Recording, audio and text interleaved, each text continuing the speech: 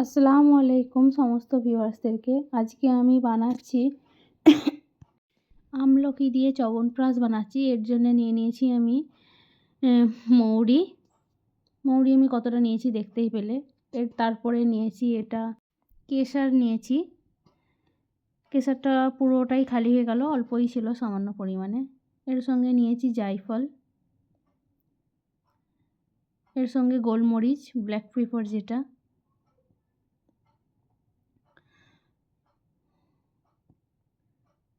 আচ্ছা, আমি তো হাতে করে দিচ্ছি, তোমরা পারলে তোমাদের মাপ মতো পরিমাণ মতো দিতে পারো। যেহেতু আমার আন্দাজ হয়ে গেছে বলে আমি হাতে করে দিচ্ছি। এখানে দিচ্ছি বড় এলাচ দুটো, এখানে দারচিনি দিচ্ছি। দারচিনিটা আমি ভেঙে ভেঙে এই জন্য দিচ্ছি যাতে গরম করতে সুবিধা হয়। সে তো ভাঙতেই হবে, ওই জন্য আরও ভেঙে ভেঙেই দিচ্ছি। দারচিনির পরিমাণ বেশিও দিতে পারো, কোনো অসুবিধা নেই। যে যতটা যেমন ফ্লেভার পছন্দ করো ততটা পরিমাণে দিতে পারো। অনেকটাই তো মশলা হয়ে যাবে, এটাতে কোনো অসুবিধা নাই। এর সঙ্গে দিয়ে দিচ্ছি মেথি। এটা মেথি আছে, মেথিটা অল্প পরিমাণেই আছে। এর সঙ্গে আমি আর দেব বড় এলাচ। বড় এলাচ দিয়ে দিয়েছি, এই ছোট এলাচ, বড় এলাচ বলছি, ছোট এলাচ। আর পোস্ত, পোস্ত দিয়ে দিয়েছি।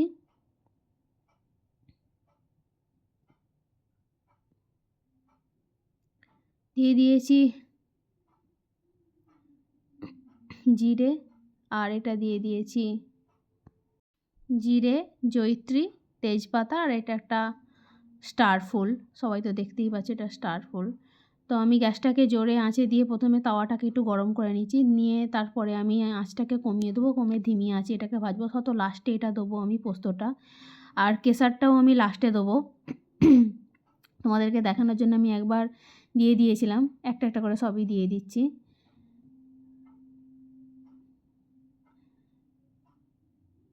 দিয়ে তারপরে আমি কেশরটা দিয়ে তারপরে আমি আবার তুলে রাখবো, কারণ কেশরটা সবার লাস্টে দেওয়াই ভালো হবে। ওই জন্য আমি কেশরটা সবার মাঝখানে দিয়েছিলাম, দেখতেই পেলে। আর কেশরটাকে তুলে রাখলাম।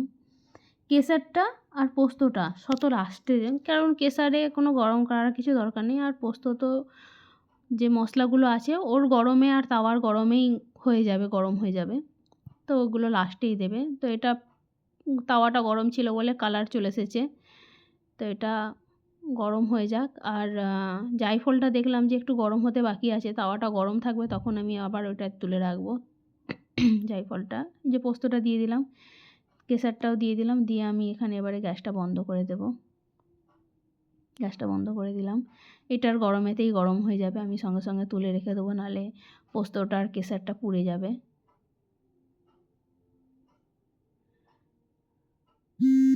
জায়ফলটা দেখলে আমি আবার এখানে জায়ফলটা দিয়ে দিলাম, যে তাওয়াটা গরম আছে, খানিকক্ষণ গরম থাক। এখানে আমি গরম জল করব বলে হাঁড়ি বসিয়ে নিয়েছি, তার উপরে আমি আমলকিগুলো দিয়ে দিয়েছি, দিয়ে গ্যাসটা জ্বালিয়ে দেবো। দিয়ে ওটা তখন সেদ্ধ হোক, ওটা ঠান্ডা হয়ে গেলে,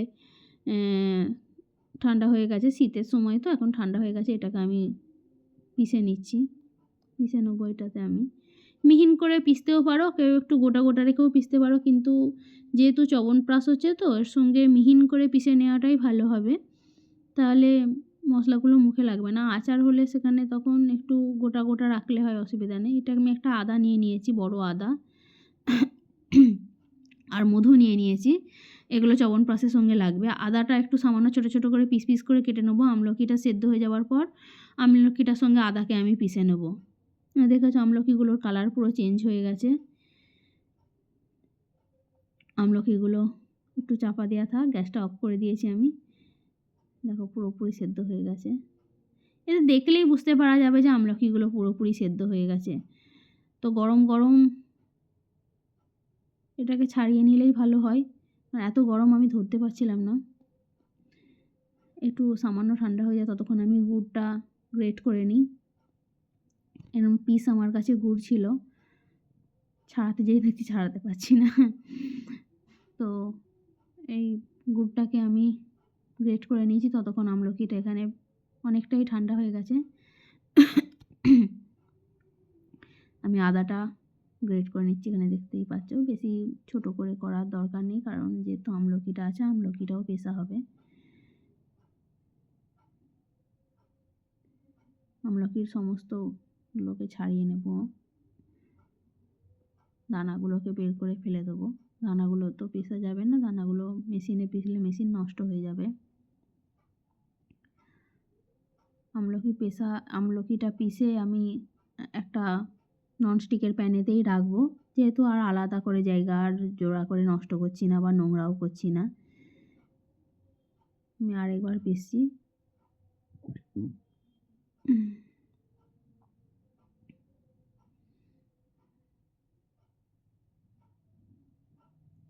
তো আমলকিটা আজকে আমি চ্যবনপ্রাশটা যেটা বানাবো আমলকিটা দিয়ে, সেটা আমি আজকে ঘি দিয়ে বানাচ্ছি। ঘি দিয়ে বানানোই বেস্ট হবে, ঘিটাই ভালো হবে। এদিকে দেখো একটু একটু শক্ত শক্ত রয়ে গেছে, আমি আবার সেটাকে হাতে করে আবার করে নিচ্ছি। ঘি দিয়ে বানানোই ভালো হবে। আমার কাছে যতটা পরিমাণে ঘি ছিল আমি সবটাই দিয়ে দেওয়ার চেষ্টা করেছি। কারোর কাছে বেশি থাকলে দিতে পারো, কোনো অসুবিধা নাই। দেখো যতটা ঘি ছিল আমার কাছে ততটাই দিয়ে দিয়েছি। সম্ভবত হাফ কাপ হবে, হয়তো হবে।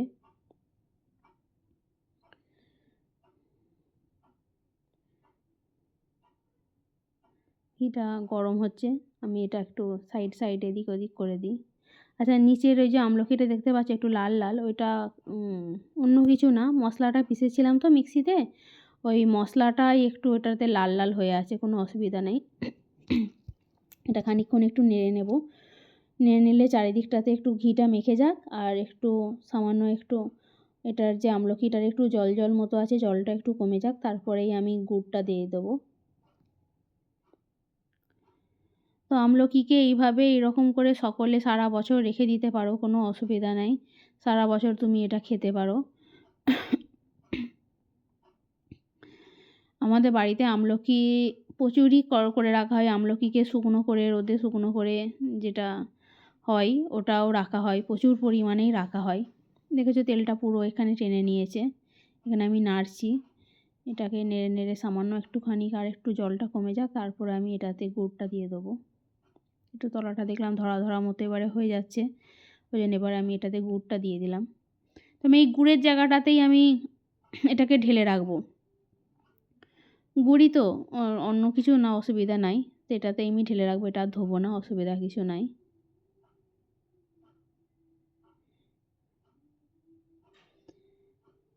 এটা সামান্য একটু নাড়ার পরে দেখেছো তলাগুলো ধরে যাচ্ছে।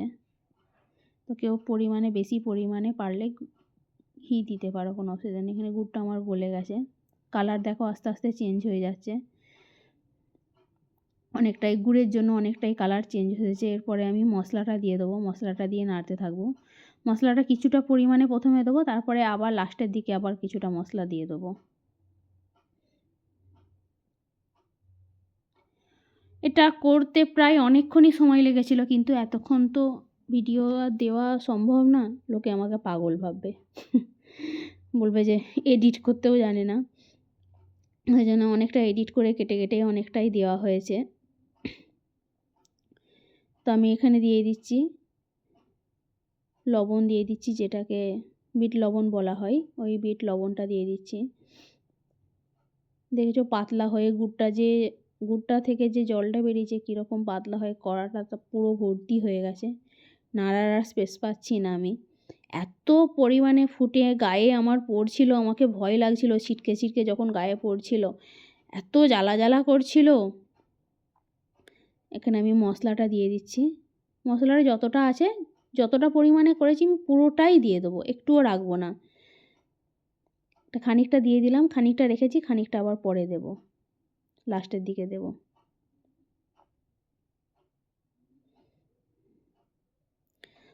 লাস্টে একদম আমি মধুটা দেব, মধুটা একদম নামানোর সময় একদম আমি তখন একদম দেবো।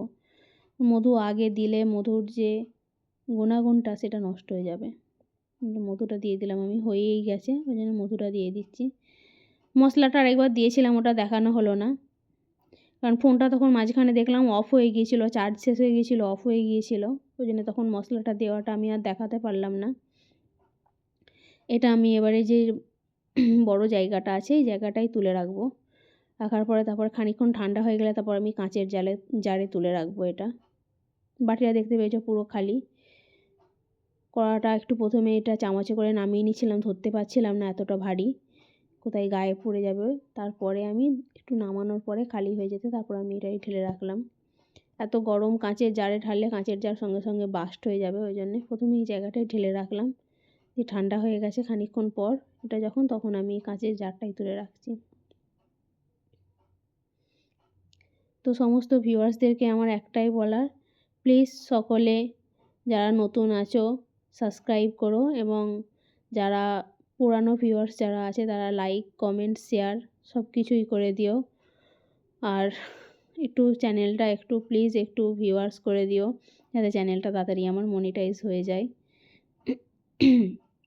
তোমাদের সকলের কাছে প্লিজ এটাই রিকোয়েস্ট। টাটা বাই, আসসালামু আলাইকুম, খোদা হাফেজ।